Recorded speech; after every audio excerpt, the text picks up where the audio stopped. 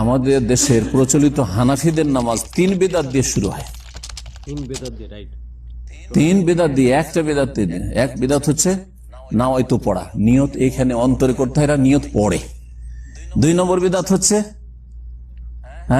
ইক্তাদাই তো বেহাজাল ইমাম ওয়ালা মুক্তাদির, আমি ইমামের ইক্তিদা করলাম, আর ইমাম বলবে আনা ইমামুন, আমি ইমাম হয়েছি, লেমান হাজারা, যারা তোমরা এসেছো, অমাল্লাম ইয়াহজুর, যারা হাজির হয়নি।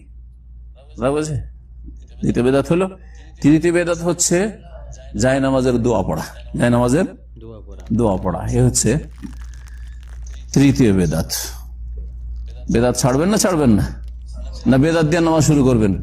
নবীর তরিকার নামাজ পড়বেন। আমি কার কোন তরিকা বলেছি? ওরা যদি বলে হানাফি, আমি যদি বলতাম শাফি তরিকায় পড়েন, ইমাম বুখারী তরিকায় পড়েন, সৌদি তরিকায় পড়েন, তাহলে বলতেন আপনার কথা নিব না, আমি নিতে নিষেধ করতাম, কারণ আপনাদের সমানই হইলাম। তাহলে আপনারা হানফি তরিকা বলছেন, আমি বলছি সৌদি তরিকা, ঠিক না?